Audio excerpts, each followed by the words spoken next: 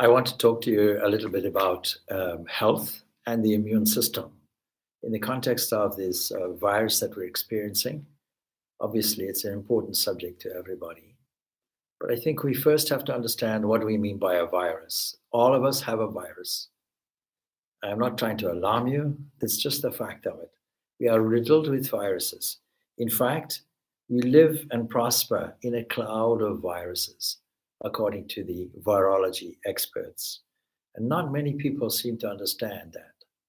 So when we say virus, it's important not to get frightened because the kind of viruses that are threatening to our health will be only viruses that affect the respiratory system. These are also that affect, the digestive system and come out as diarrhea. Or of course, the well-known HIV and AIDS is there, and hepatitis. And it seems that from 2017 statistics, about 5.25 million people per year will die from these virus-related illnesses. And in the context of 7 billion people, that's not a whole lot. And why it's not a whole lot is because we have a thoroughly sound immune system built in. One small teardrop contains Lysol. It's effective as a germ killer when diluted in a 20-liter bucket of water. And then we have all the cilia in the alimentary canal, and we have all the advantage of the mucous lining, which is able to capture foreign material and throw it off for us. And of course, in addition to that, if anything gets past that, we have hydrochloric acid sitting in the stomach. And furthermore, we have all these range of antibodies. And what we call illness and sickness and disease really, in effect, is the body's reaction to foreign entities. And I'm keen to point out that some foreign entities in the body can be toxic material that comes from poor nutrition or lack of exercise. In other words, a lack of movement of the lymphatic system. And all of these kinds of things variously affect our health. So the stronger we are, the fitter we are, the healthier we are, the stronger. This idea that people over the age of 60 are more vulnerable. Well, only if they're in bad health or have a depleted immune system. But there are other people who are at risk, and I have to be candid about this. People who are overweight, and people who constantly, if you monitor throughout the year, did you get influenza? Did you get any kind of disease? Are you prone to that? Coughs and colds. This is the flu season. And are you susceptible to that? So all of this has to be taken into account. The question of virology is a very interesting subject because not many people are aware in 1 liter of seawater, for example, how many viruses are there. And also there are viruses that are in our favor.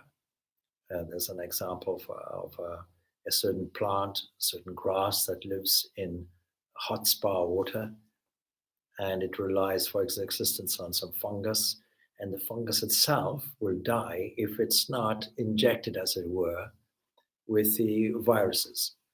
The virus has a very simple structure, a very fundamental structure.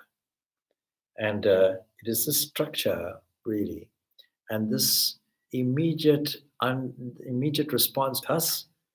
And I think that there is every evidence that prior to Darwinian evolution, which covers only about a billion and a half years, that the rest of the time, that is some 3 billion years and odd, I think we find that the evolutionary process is by a kind of synergy that involves fundamentally viruses. So there is, of course, an investigation how viruses that are normally hosted by animals can get into the human system. And historically, in the case of COVID-19, we know that in the Chinese province where it started, that there was a wet market and that we could trace it back to carriers such as bats. But the interesting thing is that these animals are not adversely affected by the viruses. And the viruses then will get used to the body, and the body get used to the viruses eventually. And only under deleterious circumstances will it come out. In 1918, there was a pandemic. The pandemic managed to kill an estimated, between, some people say, between 17 and 50 million people. And this was over maybe a 2-year period. Probably the worst pandemic ever, and certainly worse than the current pandemic at the moment. So, apart from all the preventative measures that we do and so on, which are managing to control this, control the infectious spread, there are some things that we can do that will boost our immune system. The first thing, of course, is in any form of disease, every single cell of the body responds to our thought. This is not rocket science. You can test for yourself how it works. If you're able to think of a substance, let's say a favorite food of yours, immediately saliva starts flowing in the mouth and gastric juice starts flowing in the stomach. And so the immediate action of thought is there. Thought travels faster than a sunbeam, faster than a photon, faster than the speed of light, and has its immediate effect in the human body, and we know in the environment as well. And of course, this is a particularly yogic kind of idea, because it stems philosophically from the idea, which some people may characterize as solipsism, that there is one mind. But people misunderstand this. Everything comes back to a unity of existence. All matter goes back to one thing. We might even call it hydrogen. All energy goes back to one thing. We might call it potential energy. And the interaction between these two things, what in yogic terminology is called akasha and prana, creates an effect for us. And that effect we call our universe ultimately. But where does it come from? It comes from a divine mind that is full of sattva, full of purity, full of light. And I think it's important to always remember this. So we have to maintain a cheerfulness. I don't know if it's possible to maintain cheerfulness if we don't have some kind of sound philosophy, some kind of surety about the world that surrounds us, and to get as much information about the details of this environment that we call the world as possible. We live, as it were, in and with bodies, but how many people know the exact anatomy and physiology of a body? How many know, for example, these defense mechanisms that we're talking about, and how reliable they are? So I haven't prepared this, that's why I'm tripping over a few words anyway, but I have the ideas in mind. So how do we maintain our body? First of all, we have to have a formula that maintains our cheerfulness. And that means that what we teach at the Vedanta Society, Ada Vedanta Society, is to align and tune the mind in to the very highest source of bliss. And for most people, this is to engender non-demanding love of God that fills every single part and section of the body with a kind of internal thrill. You know what it's like in human love. That is, there's an internal thrill. Young love has this. Well, in the human relationship with the divine, we find the same chemical reactions occurring. And these flood the body with useful chemicals, chemicals that create an internal sense of euphoria. If we can keep that going, then the immune system will respond immediately. Apart from that, obviously diet is important. We have to make sure that we have good, sattvic, pure food, food that is made with love, and food that we bless, food that is considered to be divine in its origin and divinely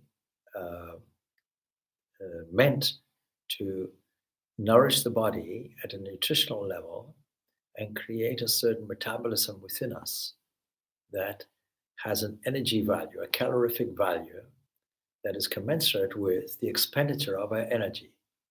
The temptation in isolationist situations is we're not expending energy, except maybe in worry and doubt, and that's a waste. When we expend the energy, we have to be careful that we replace it appropriately in a balanced way. There was a man called Alexis Carrel, wrote a wonderful book, Man the Unknown, but he actually won a Nobel Prize for his work on cells in the chicken heart. The chicken's metabolism is very similar to the human one. And under laboratory conditions, he managed to keep these cells going. A chicken's lifespan is very limited. He managed to keep these cells alive for 10 years. And then he left the experiment off. He could have done it forever.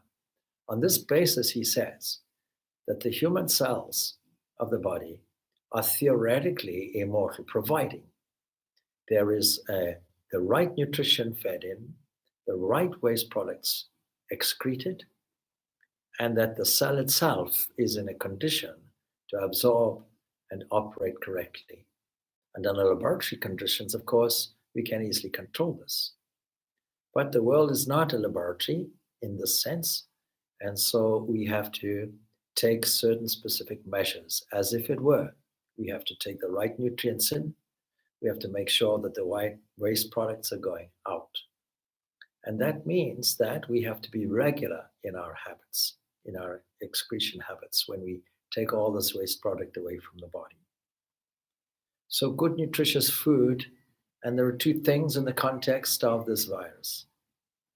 We know that it's a respiratory, the disease that we suffer from, the fatalities will be all to do with respiratory disease. That is, that the virus latches onto the airways, and then there is possibly an overreactive immune response, and that will then saturate the lungs and give us some health crisis. So how do we control this? Please make sure that you do not you do not imbibe in anything which is cold. Cold is not meant for the inside of the body. So ice cream, apart from the sugar and fat content in it, ice cream, just by virtue of its temperature, is a no-no. Cold water is a no-no. Don't have any of these things, because immediately, particularly in older people, you'll find the cold spreading to the chest. And then this creates a mucus reaction. The other thing is sugar. We rely very heavily on our microbiomass, or I should say, sorry, our microbiota, and the balance of the bacterial microorganisms which are there. What kills us is sugar. And bread is sugar, and a number of sugary substances, sweets. If you have children, you know, this is the worst thing that you can be giving them. So please don't do that. It will suppress what is useful to us for digestion. So just common sense rules about eating in terms of quality, but also in terms of quantity. And those people who are at risk are not just the elderly and the vulnerable, but those who are overweight. Overweight means those whose body mass index is really over 25.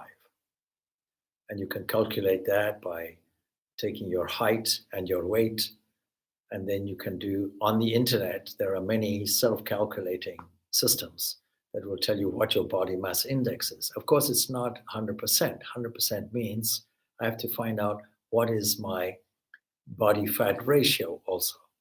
I can have a body mass index of 25, but all the fat might be around the waist. So that's the other thing that I should mention. This is, in fact, an opportunity for us to become healthy, but we can't go to gyms or anything like this. So it all has to be contained within the household. And the floor itself is an exercise area where we can do yoga exercise, and where we can also do build up muscular strength. We can do press ups and so on. But it's obviously useful to do it without any anxiety. The difficulty, of course, in gyms is that we might be trying to maintain our health and watching Sky News at the same time, where we all are watching about the virus that is virulently spreading as a pandemic throughout the world. And then, of course, all the effects of the exercise is nicely neutralized by our state of mind, where we can use counter resistance, what we call press ups. We can strengthen the muscles and we can make sure that the body is flexible. So I would recommend those who haven't done or don't do any yoga exercise, investigate this one cycle, which is the Surya Namaskar, which has a warm-up effect throughout the entire body. In yoga exercise, the two most important features are to do with exercising the strength of the abdomen muscles, because you're strengthening and stimulating all the eliminative and digestive organs by doing this. Your assassin is your belly. We were born with the central point of our human existence as being the navel, and this is around this area is still our most vital, important means to health. Second most important thing is what in yoga is called shoulder stand. In English we call it shoulder stand, but it's called in Sanskrit Sarvangasana, that is complete limb posture. Anga, limbs, things that are angled properly. And Sarvangasana is a complete limb posture where we stand on the shoulders. If you can do this exercise, then you will maintain a level of health and balance. And if at least minimum, you are doing Surya Namaskar, at least do that much. Second thing we should avoid is, so I mentioned cold things, and I've mentioned sugar. But of course, there is a partly mythical idea whether we should be vegetarians or not. I'm only giving you a personal point of view. I think people should be vegetarians, not because somebody once said, I'm a vegetarian, not because I love animals, but I hate plants. That aside, there is a health benefit, I think, to eating fruit and vegetables. I think we can get all our nutrition there. I think the body is designed not in a vegetarian way necessarily, but in an omnivore way. But you see, we're not designed to eat anything other than cooked food. That is cooked, I mean, we can eat raw food as well, of course, but cooked meat. We don't have the capacity to digest raw meat. Not like carnivores. Carnivores have this capacity.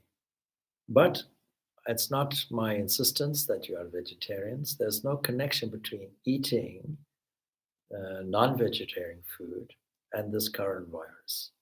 The virus is spread in other ways. It's spread through mucus lining. And the mucous membrane, the eyes, the mouth, and so on. All of these things will spread the virus. That's why it's important to be extremely hygienic. When you think that, interesting fact, that they measured a whale breath, and the whale disperses something like 10 to the 13th power of what is called the calicovirus. 10 to the 13th. That's a huge amount, of virus particles. I'm reading from the information here. A day is pushed out into the oceans. And actually, if you were to measure the abundance in the oceans, biomass, 94% by abundance is virus. It's an astonishing amount.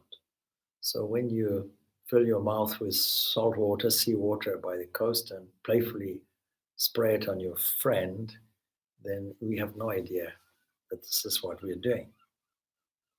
Another virus that we commonly have in humans is what's called the pepper virus. You may not be aware of that. You know, these peppers, green peppers, red peppers, and so on. They can, in fact, have viruses in them. I'm not saying don't eat them, but I'm saying just be cautious about the hygiene of them. Anyway, all this aside, I think we can be over pedantic about what we eat. What we eat should be enjoyable, it should be nutritious, it should be eaten slowly, and it should be eaten reverentially. It should be eaten as prasad, it should be eaten as a divine offering. These kinds of sentiments should assist and aid digestion. So, this is all really to do with the general condition of the human body and how to maintain the health. But there's something much more specific that I need to share with you. You see, techniques derived from yogic pranayama can also be very useful.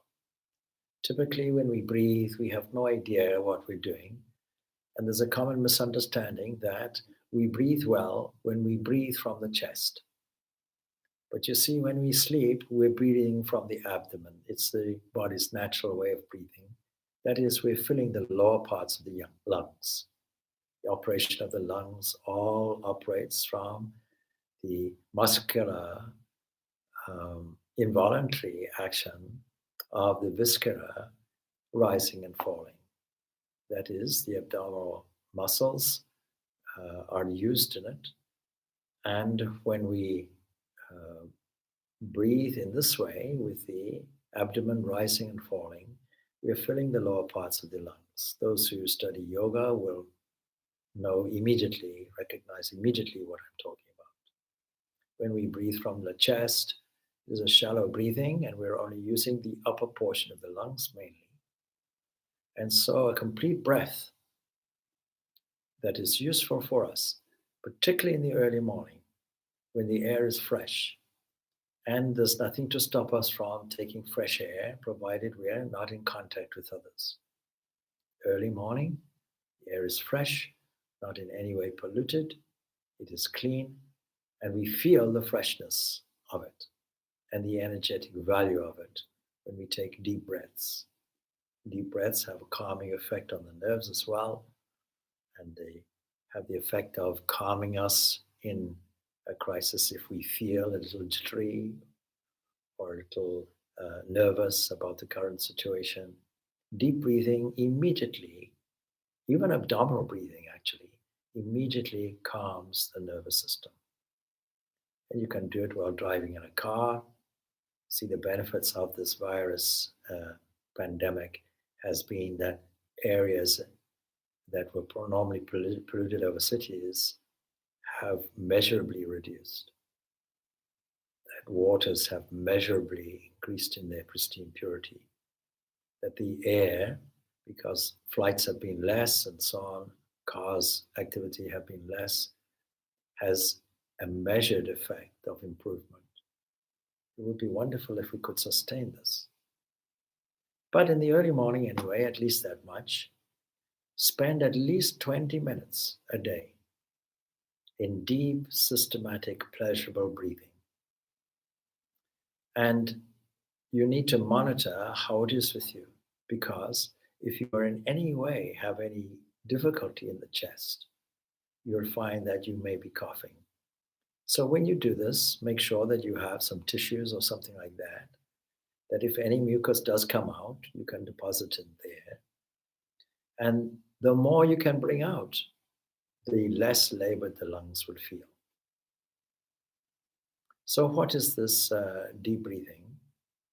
We start off with the abdomen, and in order to measure it, and I'm just going to readjust the camera a little bit so that you can probably see a little bit more.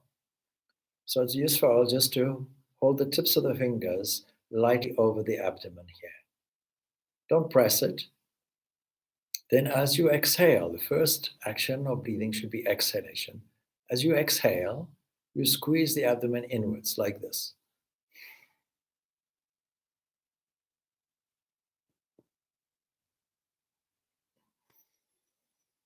Can you see that? As I exhale, I squeeze the tummy in.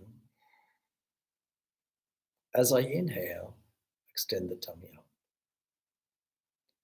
I want to try and extend this now We call it complete breath, so that I'm exhaling, squeezing the tummy in, inhaling and extending this inhalation so that the ribs expand. And then finally, to expand the chest. And one thing more, to get the maximum air in, I'm going to tilt my head back so that the maximum air can enter. And those who have any congestion in the lungs will have the inclination to cough. So at that point, you can cough and bring all of that out. Keep the lungs healthy. So we'll do the whole thing in one go.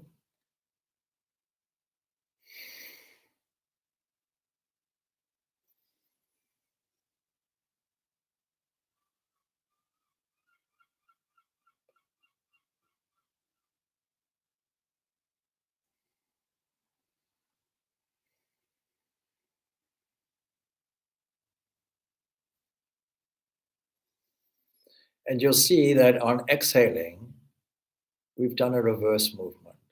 What we're doing is we're relaxing the head and the neck, relaxing the chest, and then the ribs, and squeezing the tummy in. This is the process. This is called complete breath. Practicing this will be extremely useful to you. Now, practicing this alone for some few minutes, maybe a total of 20 minutes, varying the exercise a little bit, will be useful. And a part of this is if you want to clean these lungs out, purify the lungs, then there's another thing that you can do, and this you'll have to be extremely cautious about. So it starts off with an exhalation, squeezing the tummy in, a full breath, and then once the breath is there, the idea then is to purse the lips. And when you purse the lips, so no air involved, you now systematically empty the lungs uh, in short bursts. And then the second time you can fill the lungs, you can then empty the air through the nose in short bursts, something equivalent to blowing your nose. So I'm going to readjust the camera so you can see. So I'm going to do the last one. I've just emptied the lungs by squeezing the tummy in and pushing the diaphragm muscle up and emptying the air.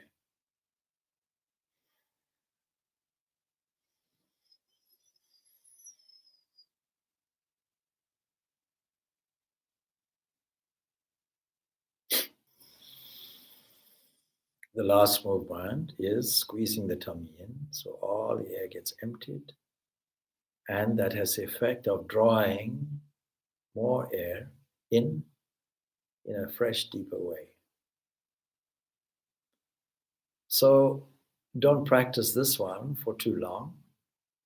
Only do it maybe 3-4 times, because if you're not used to it, you might be uncomfortable with it. And if you have any form of blood pressure or heart problems, avoid what I have just shown you completely.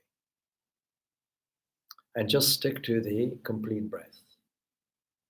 And this complete breath you can do for some 10, 15, up to 20 minutes, just that much.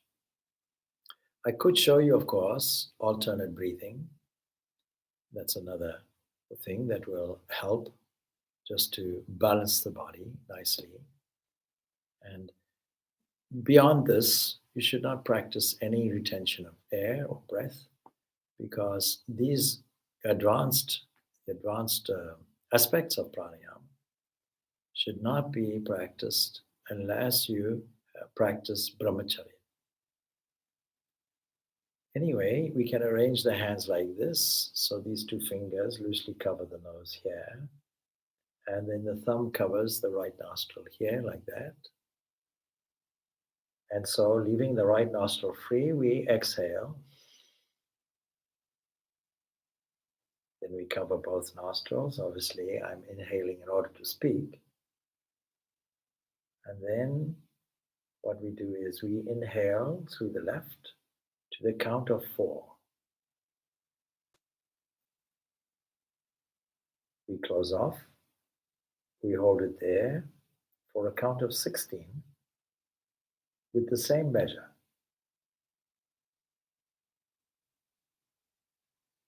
So anyhow, this alternate breathing you can do. Do it with a degree of lightness and delight.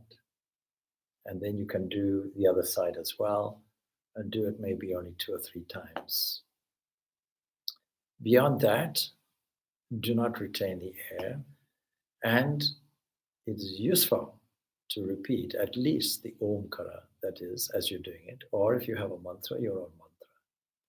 Supposing you have a mantra that has maybe 3 parts to it, something like that, then you can inhale to that mantra. Then you can repeat that mantra some 4 times, and then exhale twice, using the mantra twice. The pattern of 4, 16, 8 is there. So that's the kind of ratio. Do not exceed that for the time being. In fact, don't exceed it. So with these small hints and tips, we can be a little bit more positive in dealing with the immune system. Firstly, we have to have great faith in the immune system. What we call the immune system and the whole machinery of the body is divinely designed. We are not designed to fall sick. It is only our negative intervention that goes against the natural grain and order of things, generally speaking. Of course, there are exceptions. Huntington's disease, for example, is genetically inherited. These are some things we have no control over. But for most people, the body is intrinsically healthy, and the blood knows how to cure anything if left free to do its job. And that leads me then to elimination. It is useful to have a large quantity of warm water, warm to hot water, 38 degrees is the body temperature, and then to drink that in the early morning, sip it until it's gone. And then make sure that the operational time when the large intestine is supposed to work at its peak efficiency, namely between 5 o'clock in the morning and something like 9 o'clock in the morning, that kind of area, make sure that there's a good expulsion at that point. Make sure that in the evening also there's an expulsion, because the definition in naturopathy, of course, of constipation would be not going twice. I'm not squeamish to discuss these things because there's just a machine. And if the machine is in good order, in good running order, just like a car, a car will need good quality fuel. You won't put sugar or anything else into the tank. It won't run. It'll damage the car. Then you have to make sure it runs, it's exercised. And you have to make sure that it's well oiled. You have to make sure that it is clean, externally and internally, particularly the engine, and that it is serviced from time to time. This is the earth car that is given to us. And this earth car requires the same kind of attention that we give the mechanical car made from aluminium and rubber and all these other things and plastic, and that runs in a well-oiled way. We have to make sure that the human body runs in this exact same way. So with these small comments, I hope that you're able to practice this in a more positive way and have the confidence that the body, when well looked after, will sustain, maintain, and even increase and improve the immune system, which is really our only defense at this point in time against any pandemic or any infectious virus, such as the COVID-19. And of course, you can teach this to your friends as well, even over the internet or the phone, those who are your loved ones, even those who are not your loved ones, of course. And you can share this with everybody. With these concluding remarks, I wish you all well. Love, peace, and happiness to all of you. May all beings be happy. May all beings be peaceful. May all beings be blissful. Peace, peace, peace be unto all. Om Shanti, Shanti, Shanti.